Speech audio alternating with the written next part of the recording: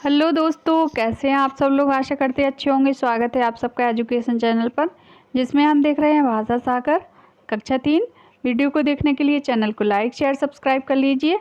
आइए शुरू करते हैं इस वीडियो के माध्यम से इस पाठ को पढ़ना।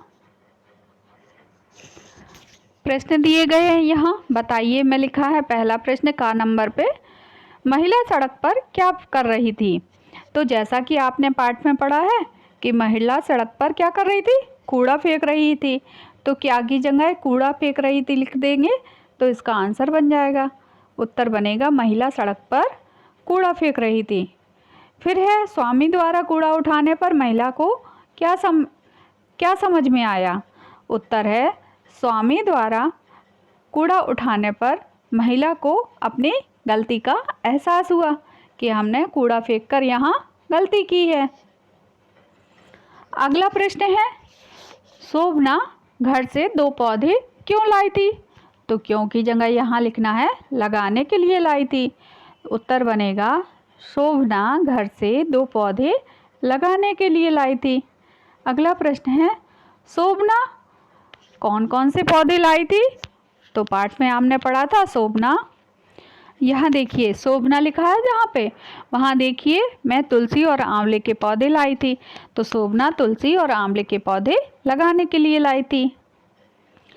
अगला प्रश्न है, पंचवटी में कौन कौन से वृक्ष थे। तो आपने पढ़ा था पंचवटी में 5 वृक्ष थे, उनके नाम हैं, ये दिए गए हैं। उनके नाम हैं पीपल, बरगद, बेल, आंवला, अशोक। ये 5 पेड़ थे पंचवटी में। अब लेखन कौशल के प्रश्न हैं, इनको देखते हैं। पहला प्रश्न है, महिला ने सड़क पर कूड़ा क्यों फेंक दिया था। तो उत्तर है इसका, महिला के पैर में दर्द था, इसलिए उसने कूड़ा सड़क पर ही फेंक दिया था। अगला प्रश्न है, स्वामी ने शोभना को क्या समझाया। तो उत्तर है स्वामी ने शोभना को समझाया कि रास्ते में चलते हुए थूकना, चॉकलेट, बिस्कुट, चिप्स आदि के लपेटन मतलब उसका रैपर जो होता है वो है, लपेटन फेंकना गलत बात है। अगला प्रश्न है, ट्रक से निकलते जहरीले धुएं को देखकर शोभना ने क्या प्रण किया। उत्तर है शोभना ने प्रण किया था कि हम अपने घर के लोगों को भी याद दिलाएंगे कि वे अपने वाहनों के प्रदूषण की जांच समय पर करवाते रहें, क्योंकि इससे हमारा क्या होगा, वातावरण शुद्ध रहेगा। अगला प्रश्न है, तुलसी का पौधा क्यों उपयोगी होता है। उत्तर है तुलसी का पौधा अधिक ऑक्सीजन देता है और उसमें औषधीय गुण भी होता है, इसलिए तुलसी का पौधा उपयोगी है। अगला प्रश्न है, हमें स्वस्थ रहने के लिए क्या समझना होगा। उत्तर है हमें समझना होगा कि प्रकृति सुरक्षित और प्रदूषण रहित होगी, तभी जब प्रकृति सुरक्षित और प्रदूषण रहित होगी तभी हम भी स्वस्थ और सुखी रह सकते हैं। आगे प्रश्न है, किसने किससे कहा। वाक्य है, यह कूड़ा हमारे आसपास फैलते प्रदूषण का सबसे बड़ा कारण है। तो यह बात पाठ में स्वामी ने महिला से कही थी। फिर है, मैं तुलसी और आंवले का पौधा लाई थी। तो यह शोभना ने स्वामी से बात कही थी। अब यहाँ कुछ सही गलत के उत्तर हैं, उनको सही की जगह सही का टिक करना है और गलत की जगह गलत का निशान लगाना है। जैसे वाक्य है, पेड़ पौधे हवा को शुद्ध करते हैं। तो वाक्य कैसा है, सही है कि गलत, बताइए। उत्तर है इसका सही, टिक का निशान लगाइए। फिर है, कीटाणु शरीर को कोई नुकसान नहीं पहुंचाते। क्या यह बात सही है। उत्तर है गलत, तो इस पर गलत का निशान लगाइए। फिर है, तुलसी और आंवला औषधीय पौधे हैं क्या औषधीय पौधे, ये भी सही है। फिर है, सामान के लिए प्लास्टिक के बैग का इस्तेमाल करना चाहिए, ये तो गलत है। अगर हम प्लास्टिक के बैग का इस्तेमाल करेंगे तो हमारा वातावरण और प्रदूषित होगा, क्योंकि प्लास्टिक की पॉलीथीन कभी भी अपने आप जो हमारे पर्यावरण है उसमें एब्जॉर्ब नहीं होती है। फिर है पर्यावरण की सुरक्षा के लिए क्या करना चाहिए। उत्तर है पर्यावरण की सुरक्षा के लिए हमें अधिक से अधिक पेड़ लगाने चाहिए और पेड़ों को काटना नहीं चाहिए। आसपास साफ सफाई रखनी चाहिए आदि सावधानियां हमें बरतनी चाहिए। अगला प्रश्न है वायु प्रदूषण से स्वास्थ्य पर क्या असर पड़ता है। उत्तर है वायु प्रदूषण के कारण आँखों में जलन, सांस लेने में कठिनाई होती है और दमा जैसी बीमारियां वायु प्रदूषण के कारण ही होती हैं। तो देखा ना, वायु प्रदूषण के कारण हमें बहुत सारी बीमारियों का भी सामना करना पड़ता है। अगला प्रश्न है शब्द संपदा व्याकरण से दिए गए शब्दों के विलोम शब्द लिखिए। जैसे समझदार का नासमझ, प्रदूषण का प्रदूषण रहित, सुरक्षा का असुरक्षा, खुशनुमा का बदनुमा, कारण का अकारण, अपनी का पराई। अब देखिए यहाँ एक वाक्य दिया गया है आगत स्वर हैं। आगत मतलब जो विदेशों से लिए गए हैं, विदेशों में इनका प्रयोग ज़्यादा होता है। इसका उच्चारण आ ओ का कुछ मिश्रित रूप होता है। जैसे हम बोलते हैं ना अ, तो इसमें आधा आ निकल रहा है आधा ओ निकल रहा है, तो इस प्रकार का मिश्रित उच्चारण होता है। तो यह कहाँ कहाँ लगता है शब्द में। यह जैसे फुटबॉल, चॉकलेट, पॉलीथीन, ऑक्सीजन, तो यहाँ यहाँ इसका प्रयोग करते हैं। अब यहाँ देखिए यहाँ रा के प्रयोग बताए गए हैं। रा के कितने प्रकार से उपयोग करते हैं हम शब्दों में। तो पहले दिया है स्वर रहित रा अगले वर्ण के ऊपर लगता है।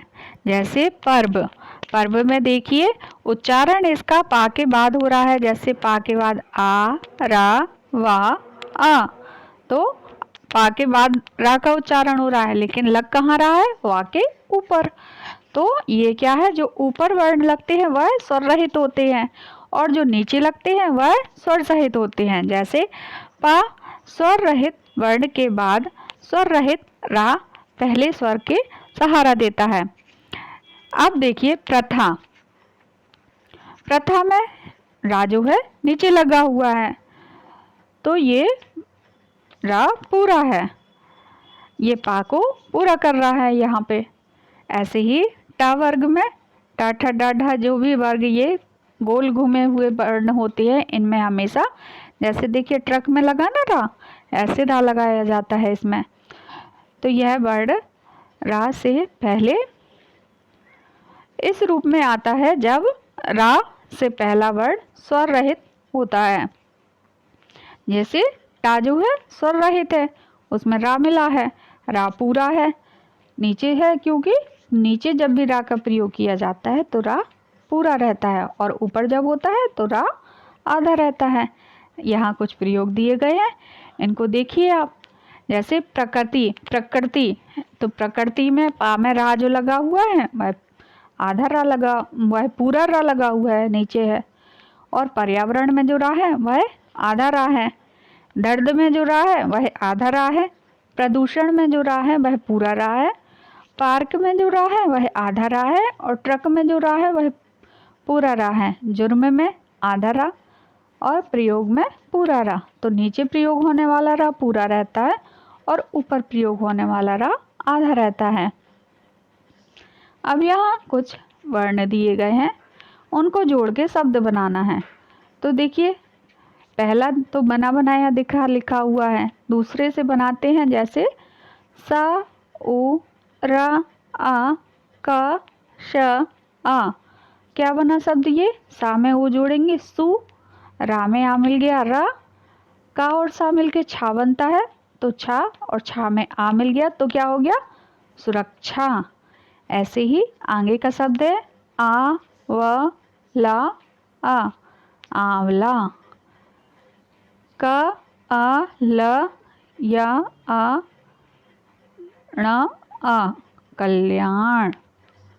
श व आ श थ आ, स्वस्थ। अब यहाँ कुछ वाक्य दिए गए हैं। सफाई करने वाला थोड़ी देर में उठा ले जाएगा कि जाएगी, जाएगा। फिर ट्रक से जहरीला धुआं फैल गया कि गई, तो आएगा गया। अगला वाक्य है तुलसी का पौधा अधिक ऑक्सीजन देता है। कुछ और वाक्य हैं। पंचवटी में 5 पेड़ ठीक थे। फिर है बेल और आंवला अब हमारे स्कूल में लगेंगे। अब यहाँ नीचे देखिए कुछ विराम चिन्ह का प्रयोग करना है।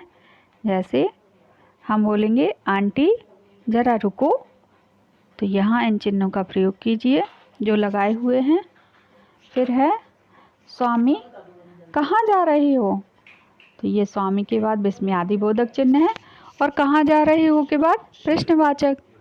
फिर है हाँ अब घर चलती हूँ, तो हाँ के बाद अल्प विराम आना है। यहाँ पे उसने पूर्ण विराम लगा दिया, अल्प विराम है।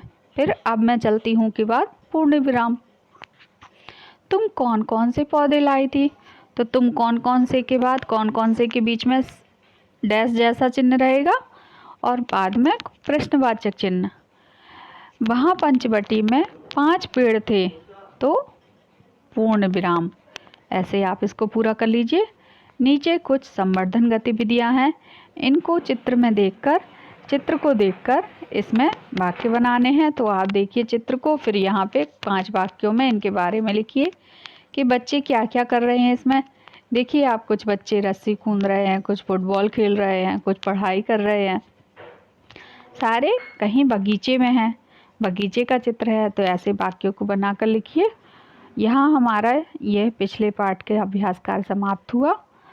आगे की वीडियो में आगे के पाठ को पढ़ेंगे। इसको हम यहीं समाप्त करते हैं। धन्यवाद।